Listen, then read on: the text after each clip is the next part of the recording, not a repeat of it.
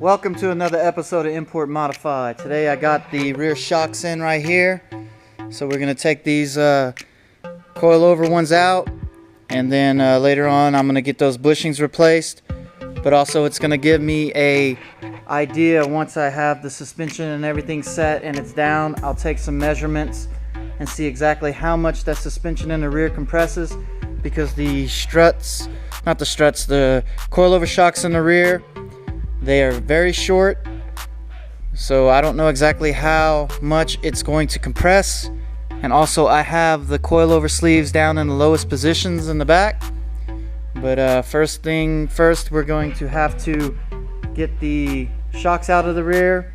We have to transfer the top hats on the rear shocks. I don't know if the size of the shaft on the shock is the same size as the OEM ones. But I did go with the Monroe OE Spectrums. They're the OE grade rear shocks, so I know it's going to put the stroke a little bit on the lower end of the shocks, and that's the reason why you have shortened ones. That keeps the stroke in the middle. But it ought to last me for a little while, and we will see how much they compressed. But anyway, I'm going to try to get as much done as I can today on this vehicle. I got a late start. It's the holidays. You know how it goes. But I did have a good Thanksgiving. And now it's Christmas time. So these months are all about the family. So I'm going to try to work in the shop as much as I can. But, you know, family comes first. But anyway, still got a couple things left to install on this thing on the rear end. That's what we're going to focus on the rear end today. Hopefully I can get that all together. And depending on how much time I have left, I may not get to the oil cooler and the idler bearing, but that's not a problem. Happy with the front end. The front end's together. Still got to get the alignment somewhat straight, but I can't do that until I get the rear end together and get the wheels on and everything. So it's a process setting up ride height, but I'm curious to see how low it's going to sit. And other than that, it's pretty much what we got going on for today. After I get things caught up on the BMW build, we're gonna still be waiting on some more parts to continue on. The headlights on this vehicle is very shot, the ones that I had, and I was looking online and trying to set in best offers on eBay. It's crazy how people will put make offer, and they want like $430 for a set of headlights because these are the HIDs, they're expensive. So I go in and I submit an offer of $300, and then he counters me with a couple bucks less, and then I counter him, and we go back and forth for a while on the offers. And you know, he's been sitting on these things for a while, I noticed, and you know, we couldn't come to an agreement on the price, and it is what it is. The big ticket items that I have left on this vehicle are going to be the headlights, the drive shaft, and the exhaust. After that, I can still run it with the panels open from the sunroof and the front end just to get it rolling. But I'm going to eventually have to get the sunroof delete and the block off panel right there for the cabin. And then the rest of the stuff I can do as I go. And other than that, I was looking at the front bumper and the mirrors here on the side. The mirrors, I think I'm just going to go with the satin black paint on the mirrors in case I do get another E36 car down the road.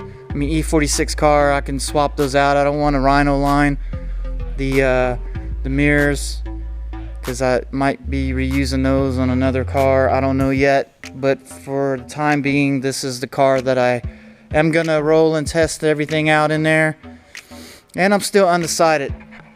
Sometimes I bite off more than I can chew with my projects, and seems to be the case every damn time. I spend money and then I'm like, damn, do I really want to spend this much money in this car, knowing that I may not hold on to it for a while? But it is what it is. I'll roll this car for a little bit and just, you know, enjoy the engine and everything. And then once I'm done with the car, I'll probably take all my parts off and sell the shell or whatever. I don't know yet. I always keep my eyes open for a cleaner, nicer vehicle. But I'm still on the fence about swapping this into my white M3. And that's probably what I'm going to end up doing with this engine setup. I just want to feel the power and enjoy the car for fun for now. And whenever the time comes and I'm done with it, I'll just take all my parts and keep it. But I'm also having a hell of a time getting the title transferred on the 300Z, because I got to do a double title transfer. I go over there to the DMV and they're like, well, you can't do that. You got to get a bonded title. And that's bullshit.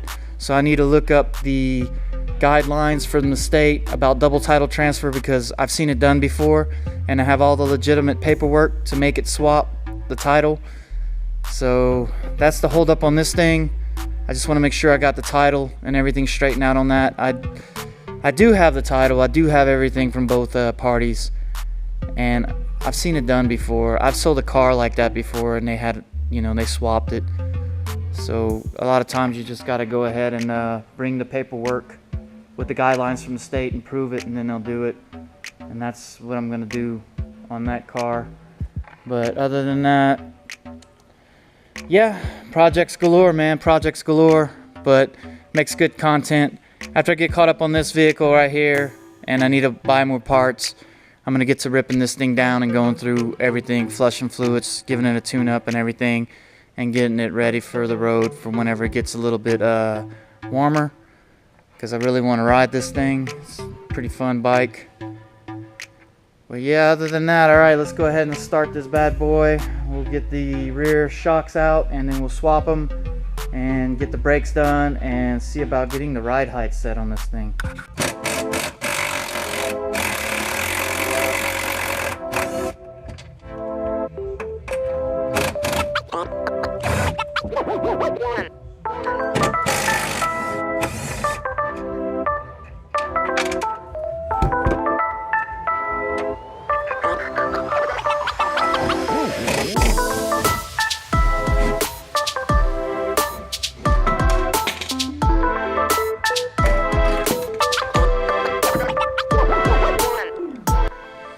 So looking at the shafts on the shocks, there definitely is a difference in the thickness of the diameter of the rods.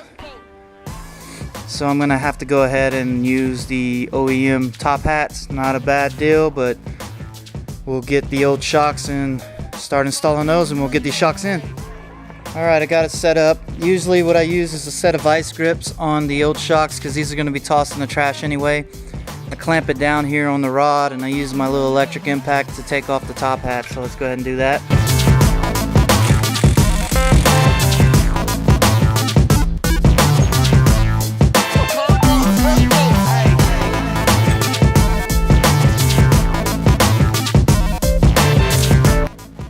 Seems like I was missing some of these washers for the strut, well, the shock hats, and I always keep a bucket of bolts from various projects and stuff, and I was able to find 2 of these out of my bucket of bolts. So now I'm going to go ahead and take these bolts, put them back in the bucket, and we'll get those top hats mounted.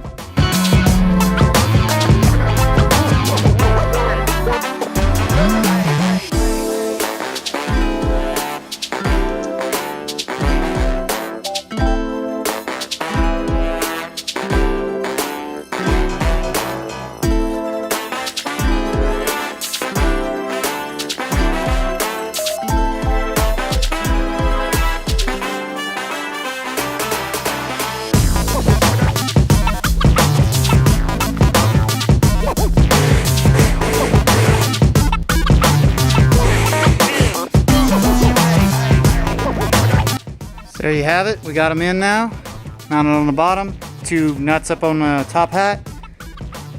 Things looking good. Cool. I just don't understand why they can't put regular rubber bushings in these damn shocks instead of the cheap ass rubber, but oh well. Alright, I'm gonna lower this thing down.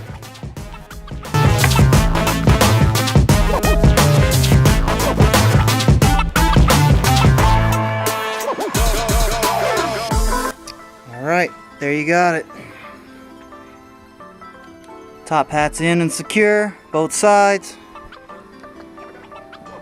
Suspension is now being held on its own. Good to go on that. I just got a call in from work, so I have to run, solve a problem. After I solve that problem, I'll be back working on the car. Alright guys, another day back at the garage. I got called out on some work I had to take care of. But I'm back here, I got a couple hours this afternoon. So I'm gonna try to bang out these brakes. And I'm not gonna burn off too much time, so let's go ahead and start this party.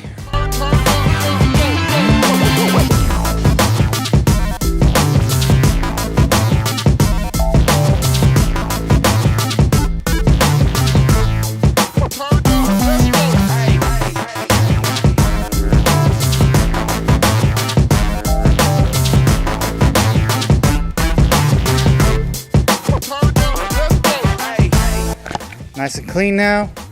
I'll go ahead and get these calipers, get the rotors mounted to the hubs. I have the bolt for that one. I'm just gonna have to use a lug nut to hold it in place on the other side.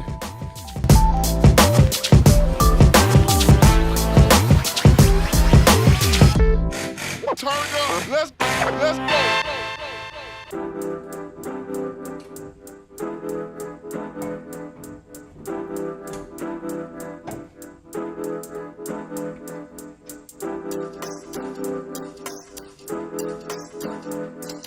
Alright, now we're going to go ahead and take care of the rear bolts with some anti-seize. Here we go.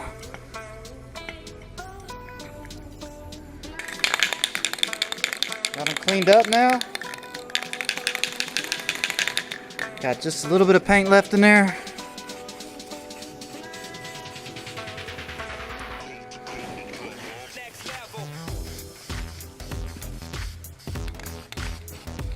I'm gonna throw some anti-seize on the ear tabs real quick.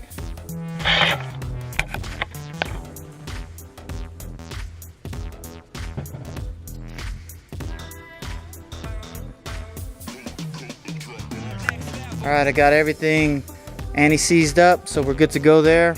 Time now to install these brackets, and then we will get the calipers mounted and then the brake lines.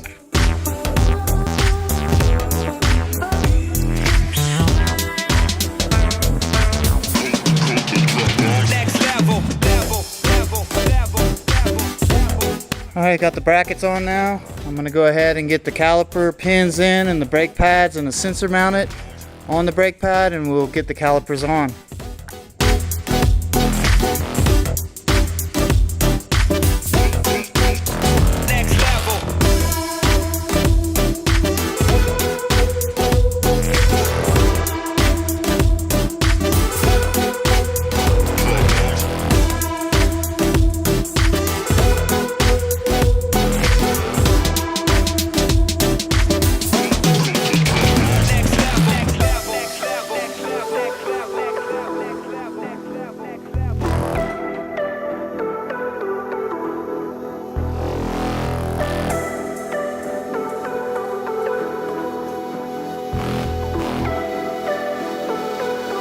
Alright, I looked over everything. Everything seems good on the calipers. They were just kind of wedged at an angle, causing it to not line up right. But as you can see, everything's lining up good now, especially in the back too as well.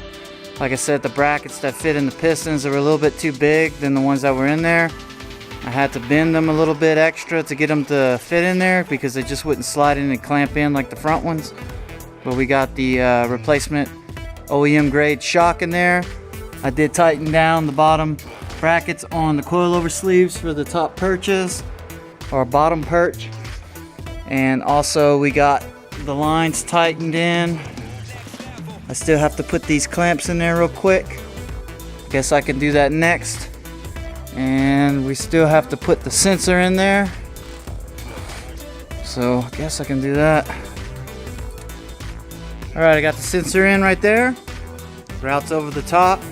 Back of the arm, underneath the arm, on the side, into this cover box right there. Got it plugged in, sealed back off. Good to go on that. Now we'll move on to the front end. Okay, I got the steering wheel straight now.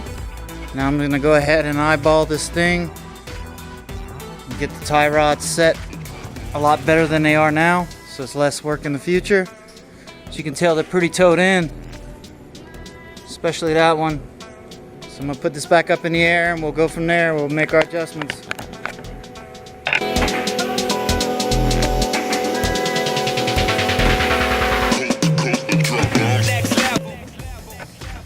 Okay, these are loose right here. Still got to take the brackets off of the sway bar to put the end links on because I wasn't paying attention. I can't put it on like that, so I'm gonna have to take the brackets off to remount the sway bar. But that's not gonna stop me right now. Right here is where you make your adjustments on the inner tie rod, and by twisting it lefty-loosey, it should push it out. Pushing it out should straighten out the toe right here.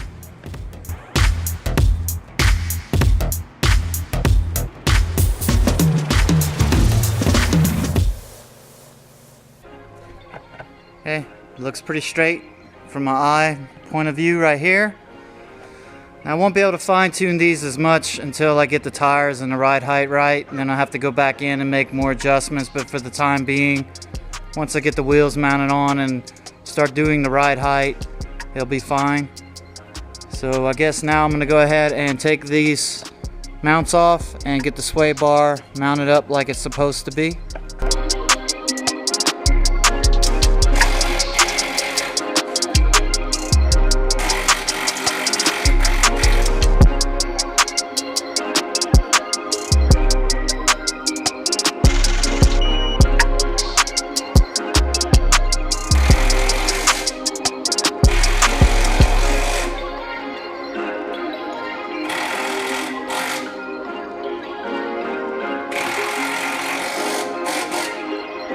Alright, we got them in now into position.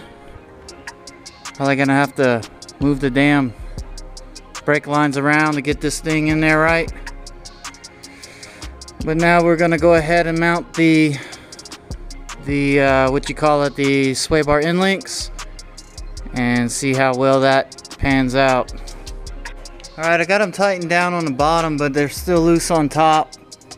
This is where it gets a little tricky. You got to make sure your measurements are accurate here and here on both sides, but the sway bar looks pretty much straight for the most part. It's a little cocked backwards towards the rear of the vehicle, but that's okay. It's one of those things where I can't really make my adjustments until I put a load on the vehicle and see exactly how much the suspension is going to compress in and stuff. So for right now, I'm just going to leave this as it is because I'm not at that point yet of putting the wheels on. So, and I don't have time really to do all the fine measurements. So I'm going to get back to the top ones later and get those fixed up. But right now, I'm going to go ahead and take the drive belt off and install the idler bearing, and we'll get that knocked out. And I think I'm gonna be out of time at that point. So let's go ahead and get this thing going. We're gonna get that idler bearing in there real quick.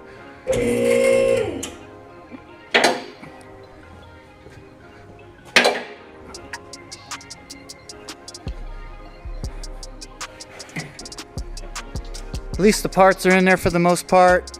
You know, they're installed, so I could just fine-tune everything whenever I have more time. I hate being rushed like this, but it is what it is. It's the responsibilities of a parent, so trying to fit work and family and holidays in, it just don't all blend in very well. So we're gonna go ahead and get this thing done up on the idler bearing. Then after that, I'll call it the night.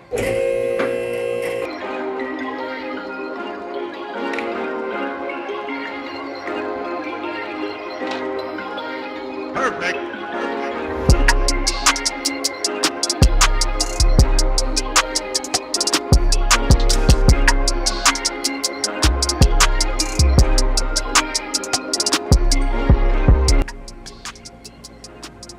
Oh yeah, this is the problem. It is so bound up. Cool. My diagnostics was correct.